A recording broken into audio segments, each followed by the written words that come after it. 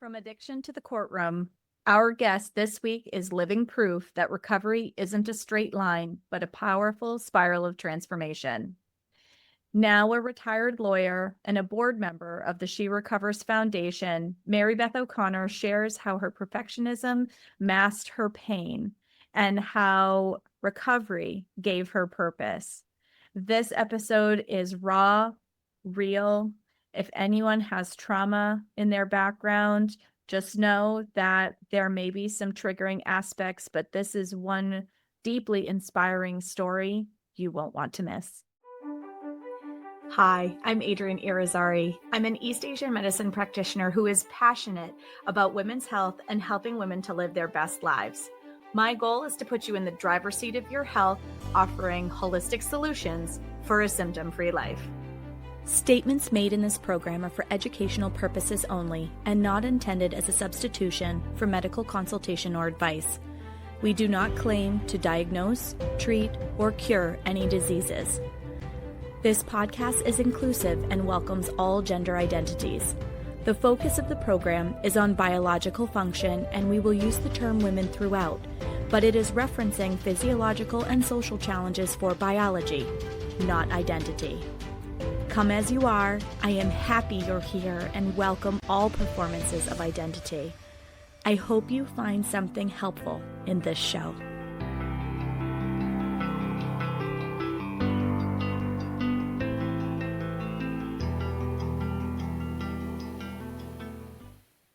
Welcome back to another episode of the Reproductive Rebel podcast. I am joined today by Mary Beth O'Connor. Welcome to the show, Mary Beth. Thank you. Thanks for having me.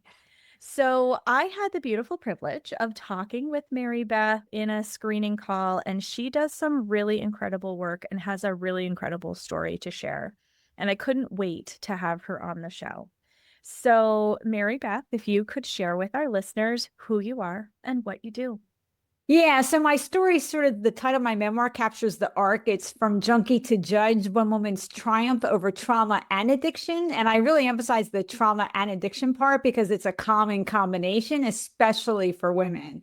And so I grew up in, an abusive household, physically abusive, verbally, emotionally, even sexually abusive. Plus, my stepfather was very violent with my mother, and witnessing parent-on-parent abuse is a trauma, in and of itself. And that sort of like primed me to seek relief because it was a very anxiety-producing environment, an environment where I couldn't control what happened to me. And so when I found my first drug, which was alcohol, that really captured my attention because it made me feel better. This is what I think people don't appreciate. In the beginning, the drugs work in the beginning, right?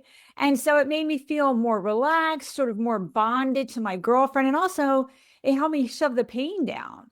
And so, I moved on, weed, pills, hallucinogens, but my drug of choice was really methamphetamine. And I started out when I was 16 and was shooting meth within 6 months at 17 and didn't get sober till 32. And so it was a really long haul. My sobriety was multiple pronged because, again, the trauma and the addiction, right? I mean, a lot of times we focus on the substance recovery, but if we don't deal with what's underneath it, our odds of having long-term sobriety are going to go down. And so for me, I went into therapy. It turned out I had PTSD and didn't know it. And that showed up as really severe anxiety. And so that had to be tackled at the same time. And that was actually the harder recovery. But eventually, I got that under control. To a lot of therapy of different types, some medication for a while. Eventually, professionally, I went to law school at 6 years sober, worked my way up to be a federal judge at 20 years sober. And as you say, now I'm retired and I do speaking and writing and training and educating in the recovery spaces. So that's sort of like the quick overview. Yeah. So now you see why I had Mary Beth join us for the show. So there's a lot to unpack there. And let's start with the trauma piece. Okay. There's a lot of us that experience, and, at the outset of the episode, there was a little bit of foreshadowing around the fact that this could potentially be a triggering episode for some people, either because it is part of your lived experience or the lived experience of somebody that is near and dear to you.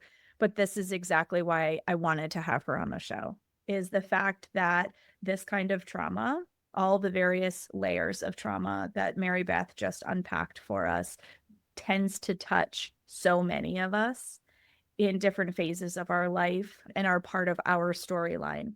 So the pieces that really stuck out to me in your story when you first reached out to me was the trauma and control piece of things. You want to elaborate a little bit about that? So I will say, like in my household, and I did actually have traumas outside, sexual assault, violent boyfriend, all of that. But when I was a kid and I moved in with this man who, I didn't really know very well when I was 9. At first I thought, well, this guy just has different rules. Let me try to like adapt myself to these rules. But then I realized that actually his behavior wasn't really tied to what I did. But at the same time, I needed to do what I could to reduce the risk. And so I tried to control what I could. I mean, you sort of get used to what his triggers are, like don't walk barefoot in the house and other things. And I taught my sister strategies, like when we put the dishes away at night when we got home from school, which was our chore, to do it like one dish at a time so it didn't clack. And so I tried to, do what I could to control things, but I really couldn't. And it's a very disorienting and sort of undermining to be in a situation where your efforts and the consequences aren't closely connected. And that really sets you up for a lot of problems later. Like, I didn't really appreciate that outside of an abusive environment, my behavior and the outcomes were actually closely related, right? I mean, and it took me a while to realize that and to really appreciate that. And so I tried to control what I could, but it was limited. And that sort of had an impact on my worldview and how I handled things. Absolutely. As it does for so many of us, right? That whole walking on eggshells kind Yes. of feeling is something that a lot of us can relate to for a variety of reasons, whether it's childhood, whether it's subsequent relationships that came down the road. That's a pretty high intense level of stress. Yes, it's a high level of stress and it creates a lot of pain. And so a lot of us develop strategies to try to reduce that pain and stress, which is a natural inclination, right? You can't change what's happening to you, but can you at least try to manage your emotions? And that's why a lot of people do turn to substances, or they turn to food or shopping or gaming or other things, because all of those behaviors tend to shove the emotions down and make them easier to manage. Plus, they all give you a dopamine bump. Like all of those problematic behaviors actually create a positive dopamine and serotonin bump in your brain. And you don't get positive feelings in so much of your life that it sort of becomes very attractive to do what you can to feel good, even if it's momentary. So there's an understandable reason, but yet it can create problems down the road because the behavior can become problematic, and yet it's also not addressing the underlying issue. So, where did things change for you? You said it was a multi-prong thing that ended up being the culmination of where you made that decision at 32 to get sober. Yeah. And, so when I went into recovery, I always knew that like the violence was underneath my drug use, but I didn't understand how to remedy it. I didn't really believe it was possible to heal it. But when I went into rehab, one of the things I did start to think about was how to get out of sort of the conditions that were giving me the impetus, to keep using. Right. And I also thought, even if I could stay sober, I would never be happy or productive if I didn't learn how to manage my distress, how to heal from these wounds. I would just be going through life sort of in this pain mode, even if I could stay sober, which was unlikely. And so I started therapy. And when she diagnosed me with PTSD, I was really surprised because I felt like only war vets had PTSD. Like I didn't understand. Today we would actually call it complex PTSD because it was a long running situation, not like, 1 or 2 episodes. But for me, it should have been really severe anxiety. I mean, very severe anxiety. Even when I was doing the right thing and things were going well, I couldn't trust it. I was always waiting for something to go wrong and it would all sort of explode in my face and I would lose everything. And that created a lot of stress, a tendency to spin and, muse and just get stuck in fear. And my behaviors were often fear driven in ways I didn't really understand. And it took a long time. I did 3 years of individual therapy with the trauma expert and medication for a while for anxiety. And then I did 6 years in group therapy of women with trauma histories. And that was just a whole nother level of healing because they were further along in the recovery process than I was. And they helped me sort of see connections to my reactions and my behaviors back to the trauma that I didn't really understand. So it was like most things, it wasn't a light bulb. It was, a gradual increase in understanding, a gradual reduction of pain, a gradual increase in control over the way I was acting. That's how it progressed, step by step, incrementally. Absolutely. Well, I mean, it's all a journey, right? It's a journey to get to the place where you make the about face, and then it's a journey back to as well. So I thought it was really interesting when we were talking that you chose law as the profession that you went after when you were 6 years sober. What drove you to law school? When I was young, the one positive I had was school. Like I had always really done academically. I got a lot of positive attention at school. And I was also argumentative and, very able to sort of beat the adults at arguments. And so I have been told from a young age that I would make a good lawyer.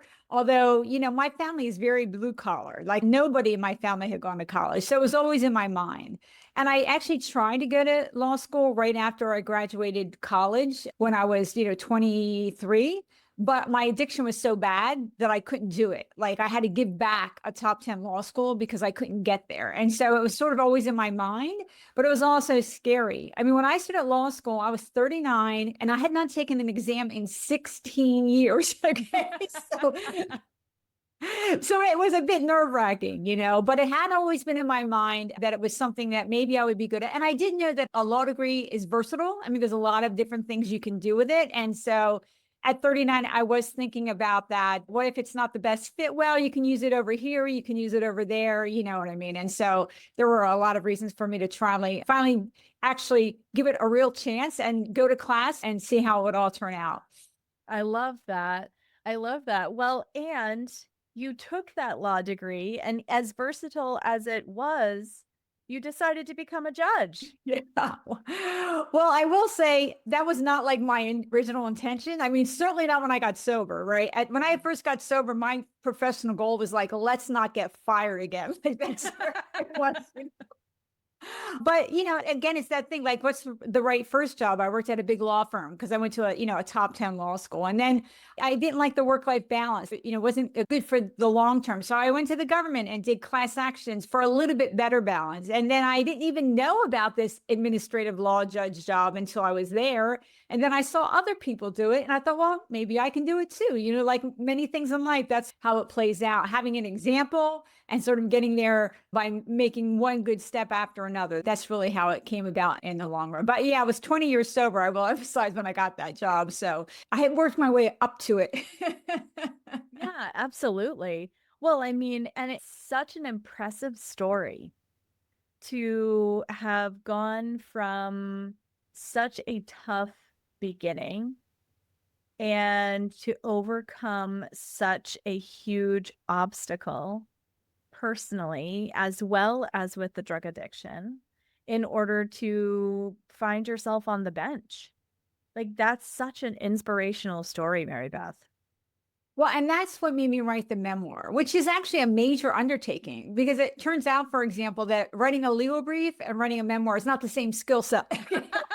No, it's definitely not. I had to learn, right? But I thought really when I was appointed a judge, could my story be of use? And that's how I really think about it. I try to use the judge title today because I am retired as an ear opener. I think it helps people pay a little more attention when I'm sharing information. I think it's important for them to know and gets them to sort of trust my credibility a little better when I say things. Now, at the same time, because I have that, I feel obligated, and I do read every day on sort of what's the new science that's coming out about substance use and recovery, the new articles and opinion pieces. I work hard to keep myself educated and up to date so that I can talk sort of from an informed position. But that's how I use it. It's to educate, but it's also to reduce stigma. To say that I shot meth, but yet in recovery, look where I was able to go, and hopefully hope to give families and those struggling hope. Didn't get sober till 32, had a lot to overcome besides just my addiction. And yet, with time and effort, I was able to build not just a successful professional life, but a happy and productive life, and, be a good wife and a good aunt and a good community member and do things I enjoy and all of that. Which is so important, right? Like a lot of people, I have the privilege of being connected with the SOS Recovery Network here in my local area. And, having stories like yours helps people go, oh, well, maybe just like you said, maybe I could do that. Let me try. Maybe I could do that. And so I'm so grateful that you're here and you're sharing your story. And, it sounds like also you've taken your story to the next level beyond your memoir as well. When we were talking in the call before the recording, you're on the board of two really important organizations. Yeah, I'm on the board for Life Range Secular Recovery, which is peer support, for substance use. And then also She Recovers Foundation. And She Recovers is different than most other peer supports because it's not just for recovery from substance use disorder, which, is the modern name for addiction, the medical name. But it's also, She Recovers talks about how everyone's in recovery from something.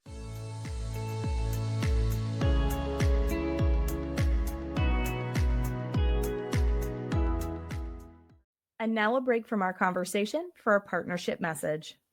You've been told to hustle, grind, wake up early, and do more. But here's the truth. Rest is the most productive thing you can do. And the right kind of rest starts with Sia Silk Sleep Mask, your new sleep sanctuary. I've tried so many sleep masks, and I thought I just had to deal with the discomfort of slipping straps and light still getting through. But then I found this one, and I'm never going back. Made of 100% mulberry silk, it's the only mask that creates total blackout with its comfortable, oversized eye cups that don't smush my lashes while feeling weightless on my face. My sleep, next level. This isn't just a sleep mask, it's an investment in your nervous system. Sia Silk is a women-owned small business committed to high quality and sustainable luxury. Check out the show notes for the link to grab yours and rest like you mean it. And now, back to the show.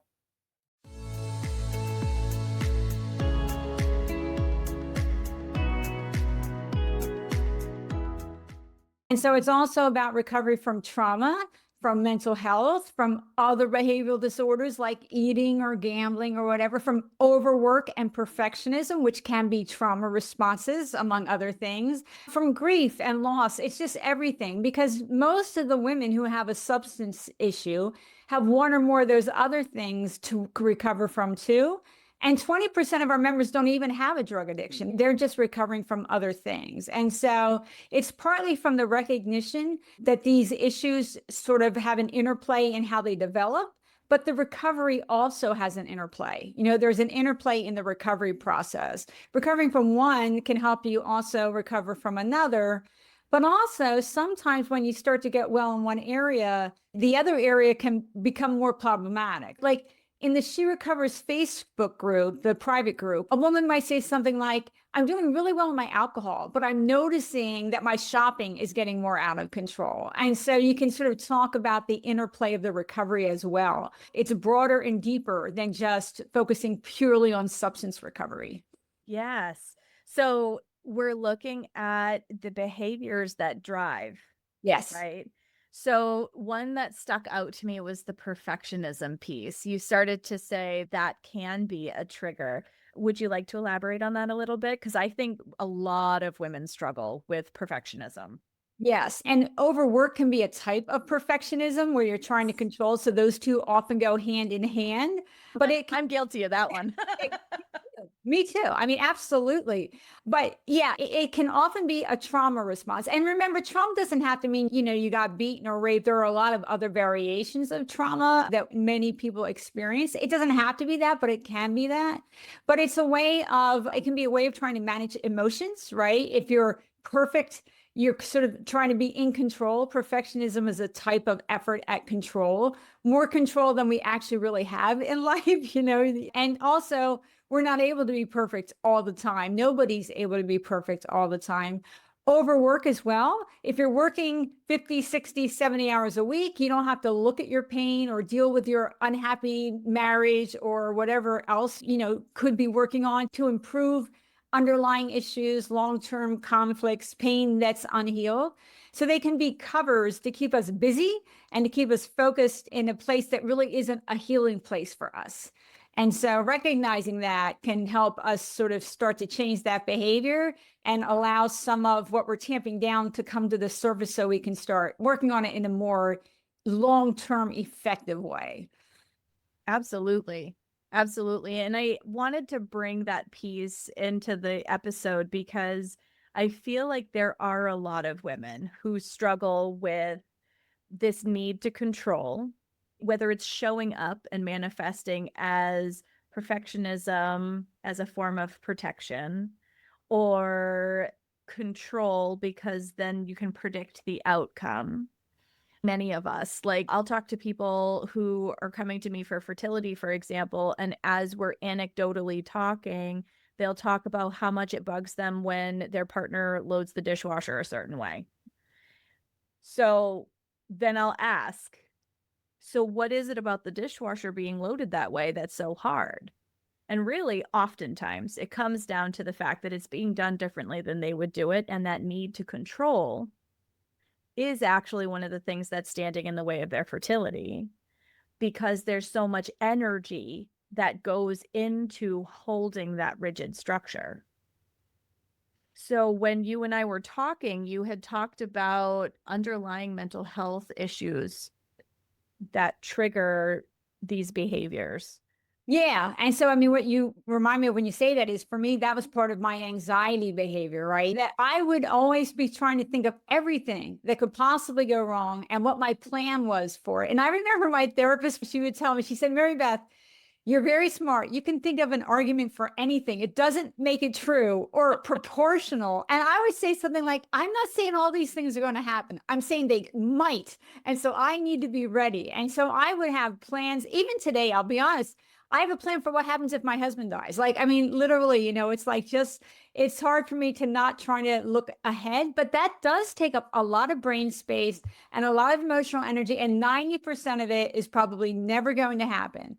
And I will say one of the keys to my long-term recovery was realizing and getting to understand that bad things will happen. I can't live my life trying to make nothing bad happen. What I have to learn to trust is that when bad things happen, I can handle it. It doesn't mean that there won't be pain or discomfort, but I can handle it in the long run. And that's really what I had to get to really make an important forward leap in getting my anxiety under control. Yes. Well, and a lot of times, like I've studied with practitioners who have said that anxiety is like fear around the future and depression is fear or dwelling in the past. That's And interesting. Yes. and so worrying about what's coming, like I just want to witness you in what you just said about, having a contingency plan and that kind of thing. I can see a lot of myself as a younger person in that statement. The need to control is a big one for me to keep myself safe. And I see that hypervigilance in a lot of women. We live in a culture where women have to move through the world with more masculine energy in a lot of cases. And really, what we intrinsically need deep down is to feel safe. So we create that hypervigilance to keep ourselves safe.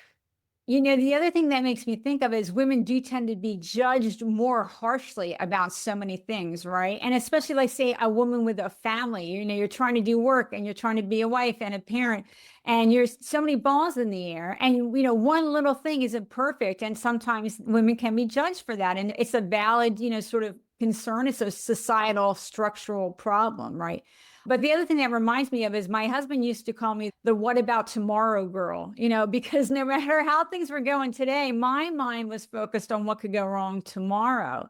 And the problem with that was that for a long time, like let's say the first 2 or 3 years of my recovery, even though I was making good choices and doing the right next thing, I wasn't really able to feel the sense of pride and accomplishment that I deserved based on my hard work and my good efforts and my persistence, because I couldn't focus on today. It was always about tomorrow. And so it really was sort of a loss that I didn't get to feel, hey, I had to make myself notice my progress, like literally force myself to stop intermittently and look back and say, well, actually, in 6 months, you have made forward progress. Actually, in a year, look where you're, and it's been a year. I had to make myself do it because my natural inclination was negative. I could see my lack of perfection, woulda, shoulda, coulda been if I hadn't been a drug addict or had made some other choice. And it was a real emotionally negative spiral, but it also helped me from sort of seeing an accurate picture and getting a sense of confidence and competence because I actually was doing a lot of things right. Yeah. Oh, I think that's so important. And I think a lot of us get lost in that, though. You're not alone because, we're always focused on the next game, the next project, the next place we have to go, the trip in 2 weeks that we haven't done enough to plan for, or, like our brains go to those places and the woulda, coulda, shouldas. Yeah. Yep. I loved that statement. It's so true. And we can spend an awful lot of time and energy in the woulda, coulda, shouldas. Yeah. I mean, even in my retirement, I struggle with it. I mean, I've gotten so much better, than I was before, but still, I always feel like, well, look, I haven't got myself enough speaking engagements. Well, should I be, querying more or going to more events or whatever it might be? And it's like, come on, this is my part-time retirement job, right? That I created for myself based on what I wanted to do. I'm not getting a performance evaluation in 6 months or it doesn't impact some raise that I mean, it's really all my choice. And don't get me wrong, I'm vastly improved, but it's still a little bit of a struggle. It's hard to ever feel like I'm doing enough or that I'm allowed to just, relax. Like my husband and I, one day last week, I was like, let's just go to Los Gatos for the day and look at the shops and get lunch and go to the patisserie. And that was rare. And we did it. And he's like, hey, we're retired. We should do this more often. You're right. We should, but it wasn't our natural way of thinking. So I'm still struggling with the balance a little bit, but I swear I'm vastly better. Well, but I think we all struggle with that a little bit. I mean, some of it comes from your story and your history, but I think some of it is just deeply ingrained in our culture that we justify our worth by being productive, how much we produce, how much we create things.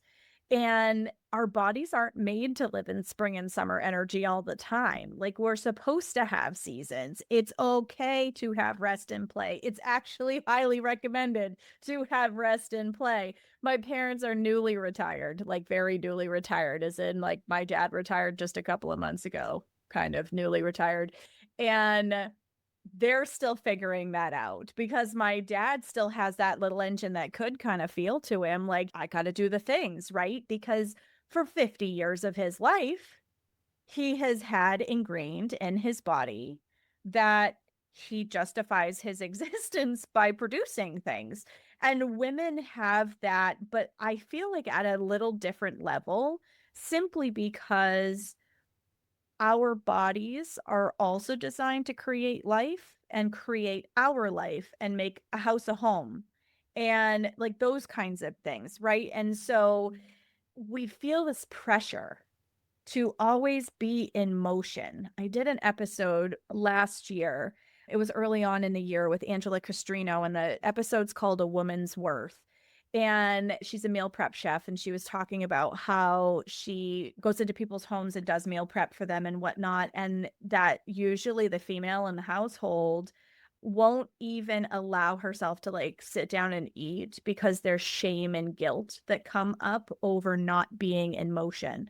And during that episode, we ended up talking about the fact that she had a super busy day and she had bustled around and done all these things and had a huge checklist of stuff that she had gotten done.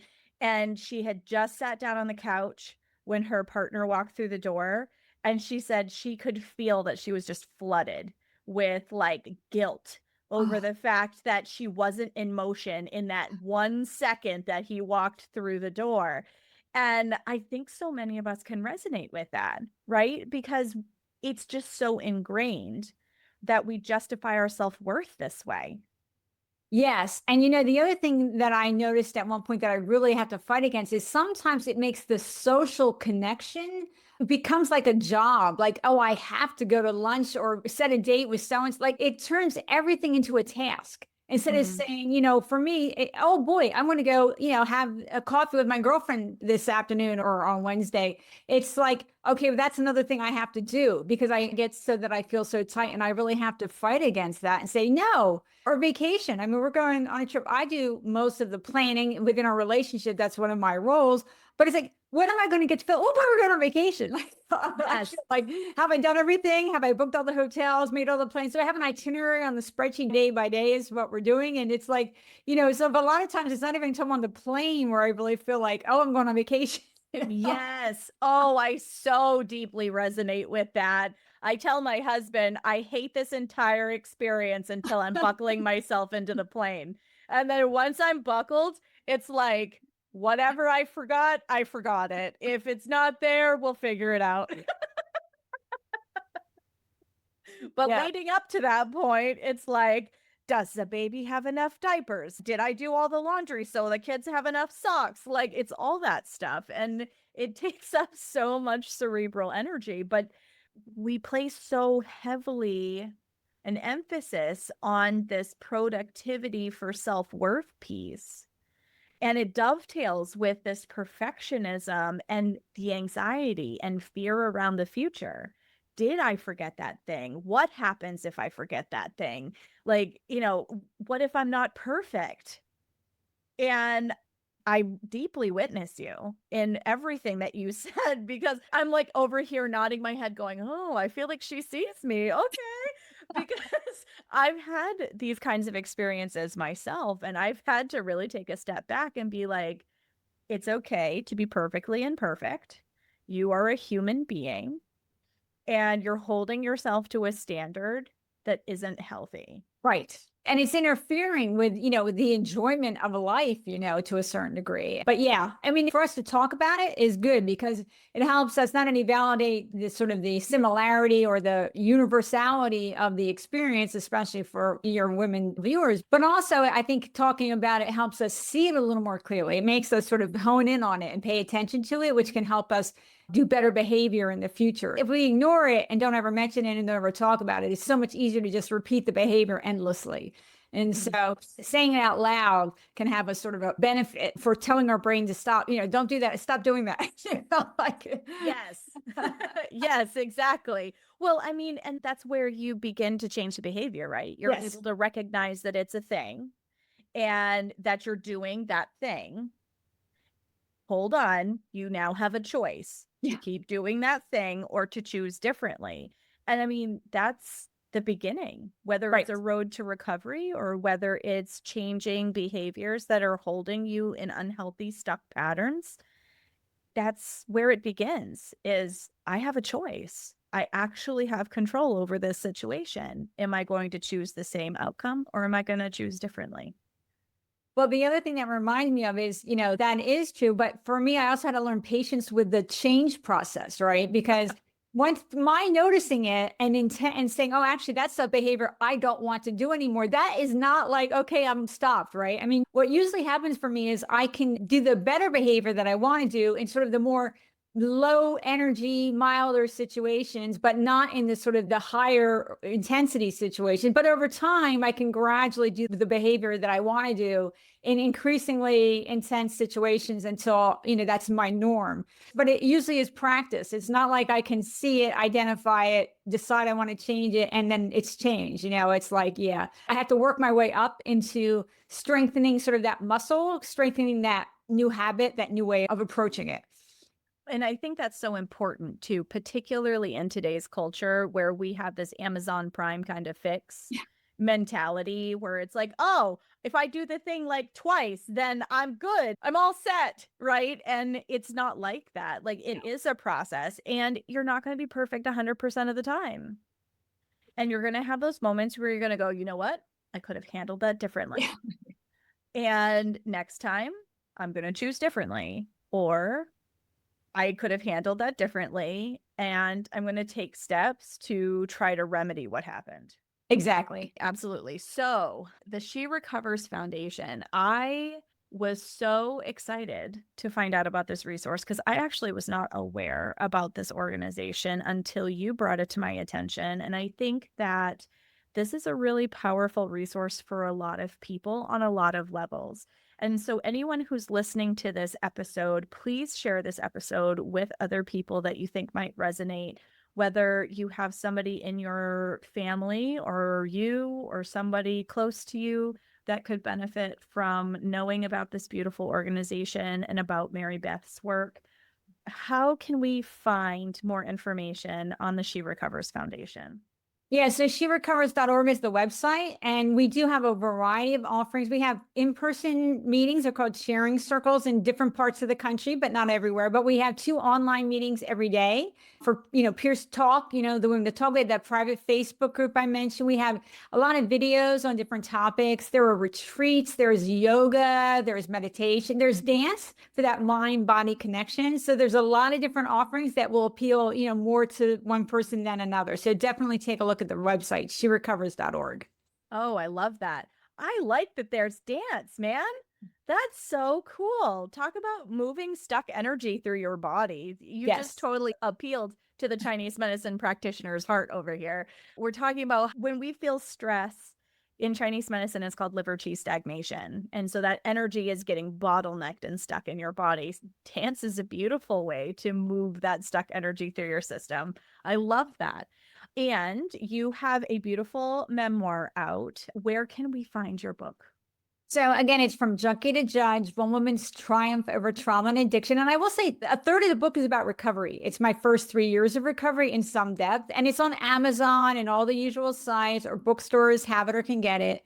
And then I've written opinion pieces like for the Wall Street Journal and the LA Times and Recovery Today. And those are on my junkie2judge.com website. Plus, everyone can message me through my website, and I always answer all messages. If you have a question or a speaking opportunity, because I do a lot of different kind of workshops and speaking engagements. And then I am on X, I'm at MaryBeth_, and on Blue Sky, Mary Beth O'Connor. And I will emphasize, I do not argue with people on social media. What I will share, and I really focus on substance, trauma, and mental health recovery and issues. So I'll share articles and opinion pieces and new studies that come out. There's been a lot of science about recovery and other topics. And then I'll share my recovery thoughts.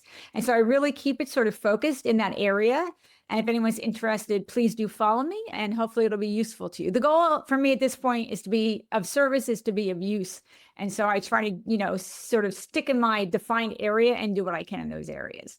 Well, it's a really powerful area to be giving back in. And I'm so grateful that you shared your story, your energy, and your wisdom with our listeners today. Thank you so much for joining us, Mary Beth. Thank you for having me. It's been a fabulous conversation. All right. Until next time, everybody.